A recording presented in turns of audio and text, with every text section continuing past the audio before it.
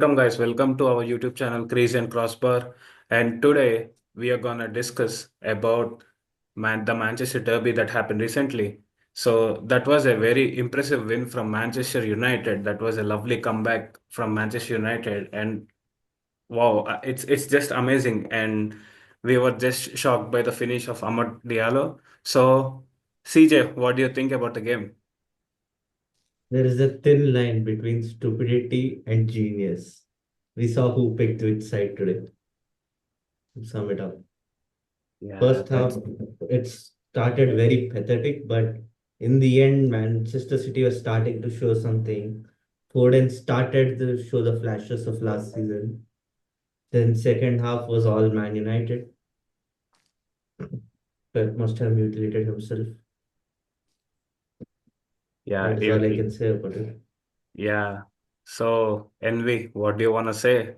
I think Being a it's been a very it's been a very bad start for Ruben Amorim and for Manchester United. Like they have been they lost against Arsenal at home, and they lost against Nottingham Forest at home, and now like it was impressive when compared to the past previous games. Like what do you think? Like how did this game went? Like what was your thoughts exactly before the game? it was a roller coaster ride, but that was expected because he had to work with a very disjointed team, you can say, that saw many managers come and go. So it was expected, and it was an all new system again, like from four at the back to again going to five at the back, and almost a fullbacks playing the role of a wing back here.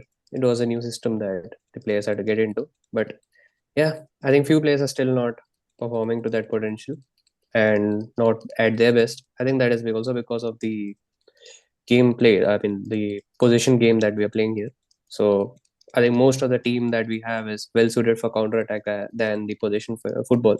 So there are very few who are good enough in this position football. And yeah, obviously Amad Diallo, he has been sensational throughout the season, but for unfortunately Ten Hag couldn't give him few minutes, and in the end, yeah, that's Yeah, what happened with Ten Hag, and now Amorim is starting him over Rashford and Garnacho time and time again, and it's paying him well.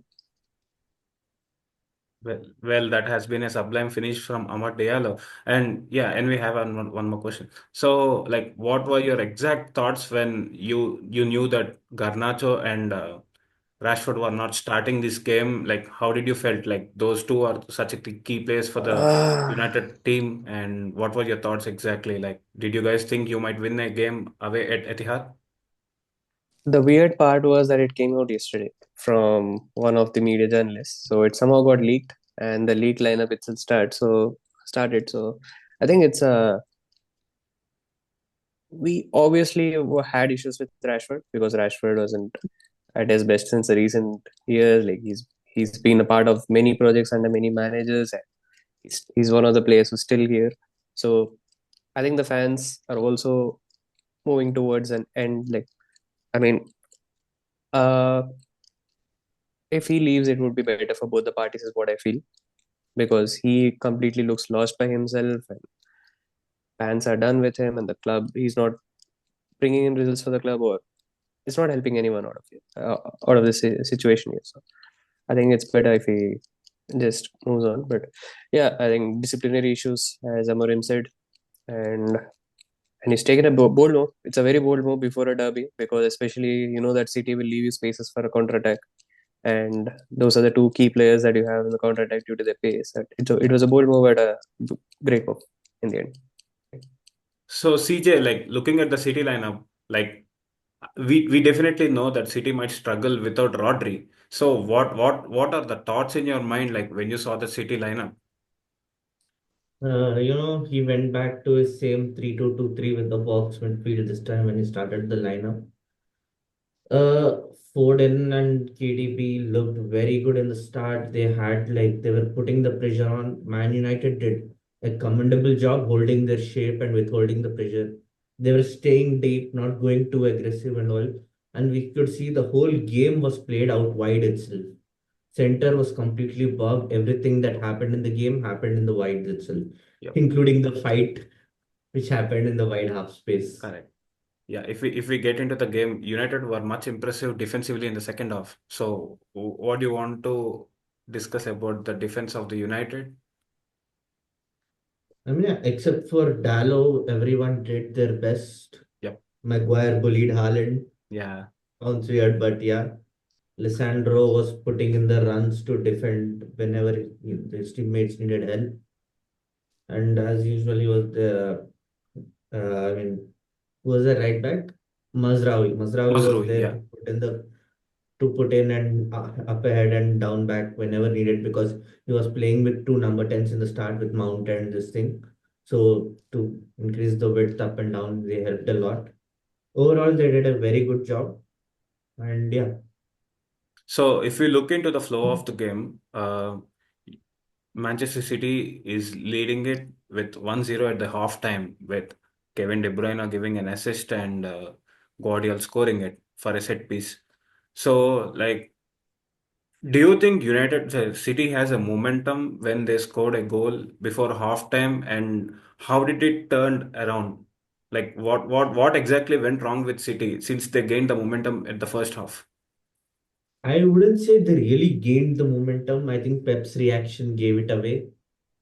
What happened was a brilliant piece of luck by hitting Amad Diallo and falling it right in place for Guardiola, and where Dalit, who had to come here and Mark, got confused because of Haaland, Correct, who left Haaland and came ahead. correct. So that chaos, the confusion in chaos, Guardiola played it brilliantly. About City performances, Foden looked sharp in the first half. Foden looked well. Foden was fine in the first half. Even KDB was fine in the first half. And like, I don't want to talk about the other players. They were so bad. They were so as mainly we have to talk about that City defense. City defense have been terrible. Like it's the same thing that's going on for the past couple of games for City. So when we come into second half, like what changed United? Like what exactly happened? What are your thoughts? Like while watching the game, what suddenly changed United to play in that way in such an attacking manner? Like if we see the expected goal ratio as well, like at the first half, your expected goal ratio was around 0.09, and in the second half, it was around 1.18, man. Like that's something tremendously improved in the second half, like dressing room in Yeah, the half time. I think even before the second goal, if you see, they were winning the aerial duels very well. They were quite confident and they were progressing very well. They were moving the ball very well. I think the substitutions worked well. Even I think Anthony played two or three good passes there, which Bruno obviously wasted in the end, few of them. And yeah, Hoyland was good, sharp with his through balls and passes. Yeah, Bruno obviously missed a big chance. Would have wanted him if he had not scored the penalty. Would have wanted all of us, the United fans. But yeah, in the end, I think it's mostly because of the intent that they've shown. The fullbacks, I mean, the wing backs, you can say, Yeah, progressing much ahead in the midfield. I mean, through the midfield and through the wings. At the same time, Diallo running through the spaces and into the box. You see his movement in the box much more correct. compared to the first half. And I think also City has to be blamed to an extent because they were just sitting back, asking for the pressure to build rather than That's true. pressing. In the first half, you could see them press quite well and cause all sort of problems, but in the second half, you have seen them sitting back and asking to Correct. I mean, they were taking the pressure on, and United were quite good because I think again there you have Diallo was controlling the ball well in the opposition box, and you just see his runs. Like even with the first goal, he made a crucial run to Correct. intercept that poor pass, Right. and then even for the second goal, I think it was a ball from Martinez, right, from the top that came into Yep. Yep. Diallo, That was and the ball from Martinez. that was a ball from Martinez, and that was quite good from Diallo. I think And he is. if you observe the game, like when you compare with the first half and the second half, in the second half, like people, yeah, like you're saying Amad Diallo, like yeah, I'll completely agree that Amad Diallo is the man, but Ugarte literally ran the show in the second half. Like Yeah, that the man number was of like interceptions he's yeah, made, he like was really pretty that was impressive for me in the second half. Like that was he was fantastic. too good. Like CJ, what are your thoughts about the Ugate's performance today? The way he broke the defenses. I mean, Ruben Diaz looked like a man with a lost cause in the streets of Portugal. Correct. He had nowhere to be. He couldn't do anything because Walker was too wide for him. Guardiola on the other side was looking more to attack. And Ruben Diaz found himself all alone, and Kobe Menu with his passes. putting Right. in just in the right thing at the right time. Right. If that Bruno goal would have been scored, Yeah, it it would would. have been a completely different picture. They would That's probably, true. if they would have carried that momentum, this had the potential to be a 4-1 to United True. game. Yep. So like, And the yep, way, even though if you see the stats, they'll be like position 50-50 and all. correct. But the way they used the position they had, that made the difference. Keeping the shape, holding it, not panicking. They let them press high, let them play their game, absorb it, and then return it back in the transition phase. This is the real transitional game and not what Ten Hag played. To talk about Ruben Amorim, like what are the tactical changes he have made in the second half? Like what are the things you have observed, CJ? Like for compared to the first half and the second half, what are there have been some tactical changes when compared for the first half and the second half.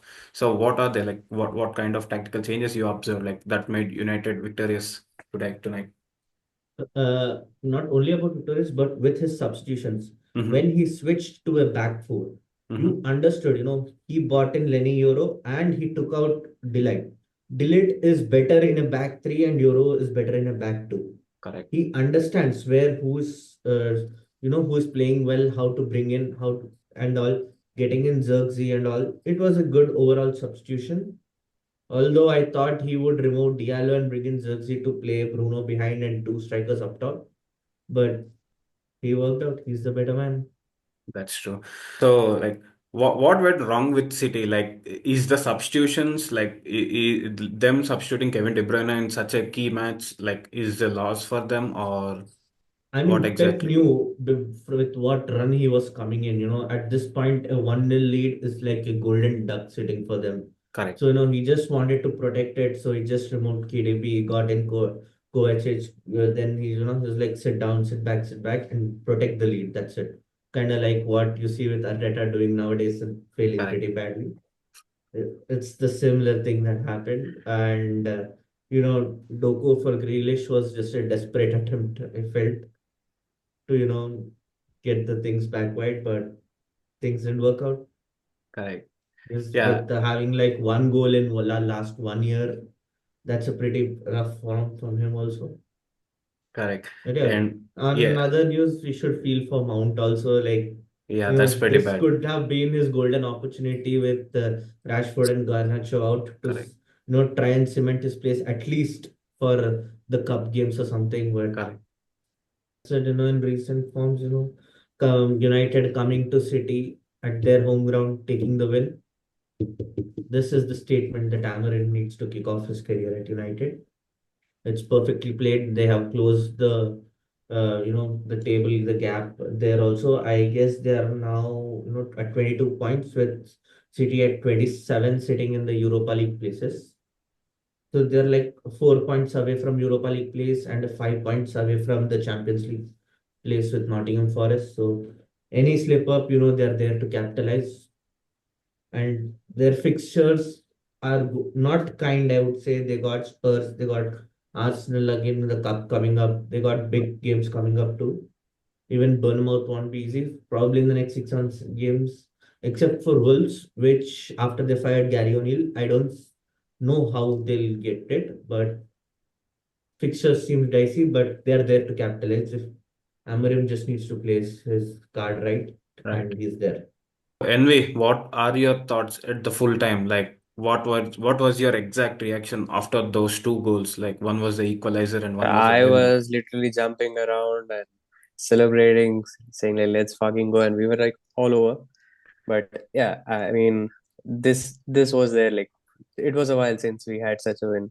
I think the last time I celebrated in this way a win against City was that McTominay's goal in Right, Ole's right. tenure Yeah, just yeah. before COVID, That was super. where that second goal just came, and then that was fantastic. And yeah, there was another good fixture also. I think this is special because especially how the season started and the current situation of Manchester United and how things are going. I think, this is a huge statement from Amarim.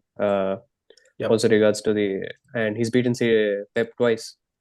And there's a, there was Yep. a statement from Pep saying that he'll be there in December, but we cannot beat him again in UCL because Manchester United is not in UCL. But I think this is a perfect reply for that.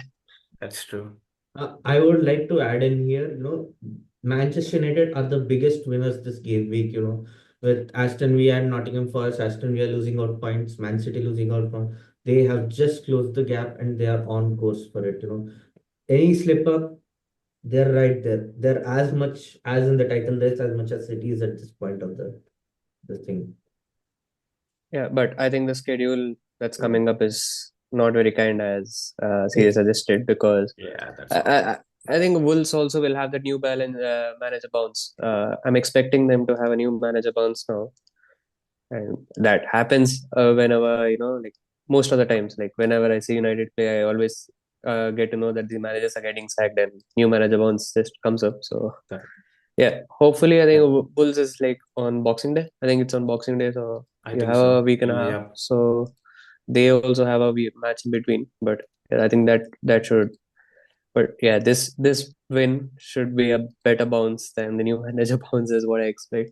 What do you guys want to say about that controversial tackle that happened in the United Uh, City's box? that Like, was a so penalty. we thought that was a penalty. Like, Sija, what was your thought? Well, it is a pen. No one should come up like that. He had no chance of winning the ball. It was the last man. Penalty in every situation. Mm-hmm. But the real dicey thing we should talk about was Kyle Walker faking the headbutt. Yeah, that's true, man. I mean, personally, if I was the referee there, I would have given it a red. I don't know what happened to Anthony Taylor. He decided to be lenient there, but yeah, in my That's view, that should fucking have been a Anthony red Taylor. because he provoked him and then he himself acted as if he got the thing and all that. Correct. So that is not in the sportsmanship. Walker has been doing the time and Probably time should have again. been probably should have been sent off there. Yeah, we know currently like City has been dealing with so many injuries. Like they don't have Akanji, they don't have Ake, they don't have this guy Rico Lewis as well, I guess. Yeah, they And don't have the main guy Rodri. So I think City has been dealing with so many things, but still it's something City might not be expecting. Like there is not as much squad as they expect. Like they're losing the duels in the midfield. Like as they don't have a proper CDM who can defend, who can actually transition the play, and who can actually dictate the game, who can actually anchor the ball. They have no one in the midfield. So it's a tactically like City can't do it without Rodri. Rodri is a key player for them who he has won a Ballon d'Or. So City can't do it without Rodri right now. And when it comes to Kyle Walker, they have to replace him with Rico Lewis. It's my opinion, but I think Kyle Walker has to go, man. Like it's not right for City. Like what is your opinion, CJ? what went wrong is, let me take you back a while ago to the transfer window. We looked like City won everything. City is ready to conquer again. But okay, they gave up Alvarez, which is fine. They lost three players to Premier League rivals, not rivals like Premier League teams. One of them is Liam Delap to Ipswich Town, who could have been a backup to Haaland. That would have solved their goal scoring problem a bit. Then Howard Bellis, they gave it to Southampton. They let go of Sergio Gomez, who was the right back from their academy. Losing three players from an academy who could have been the solution or the fix to the problem, that is where they went wrong. And now they need to spend heavily and make serious moves in the transfer window if they want to salvage anything. But get your transfers done early, get it done and go on a 20-game winning streak like what he's known for. We might I think NVU might be sick if you're enjoying this Pep's decline. As a United fan, I shouldn't be commenting much on this, but Yeah, I as an think Arsenal, yeah, as an Arsenal fan, we are much happier than you guys actually. yeah, since You that know, humble, yeah, yeah, since where did this all started? yeah, when he asked Arteta to stay humble, right? Yeah, when Haaland started it everywhere. Yeah, so finally, like what we want to conclude about this game, like this what we want to conclude about this particular game, like what you guys want to talk. Envy, you start first since you're the winner. Uh, yeah, an unbelievable game for me. Like it's been a while since we have seen such games, and this has been good in terms of performance, a statement, and also beating the noisy neighbors. It's always amazing. It's a good feeling, especially since City's domination era started. These wins are quite amazing, and they kept coming even in the darkest of times. I think even under Louis Van Gaal or any manager, like even in their decline, we had these wins, and this is always special. And this time for Amorim, it's special because it's a huge statement that came up, and I wish we continue. And yeah, hopefully this form continues and we go on good a small win streak, at least in the mid Jan Feb when the schedule is quite better compared to what it is now. Is what Hope I'm that hoping. But continues. yeah, an amazing one. Yeah, hope that Yeah, continues with yeah. the EFL Cup match as well. So, CJ, like, what are your thoughts about this game and how you want to conclude this one? Honestly, this is where I start to get scared about this because if United players are picking up on this win, we are playing them in the cup, in the League Cup, the FA Yeah, Cup, I'm Arsenal are sorry. playing them in a So cup anyway. that Yeah. could come back to bite us. So if they pick up on this, they can go on a very good run. They can make the comeback.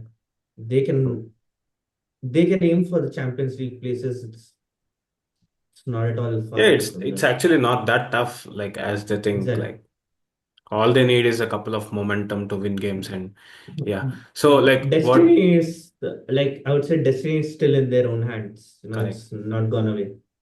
correct. So, as far of the table standings, we can see Manchester City is currently at number 5 and Manchester United are at number 13. Manchester City's total points are 25, 27. United are at 22. So, let's see. I hope United might get finishing top 4.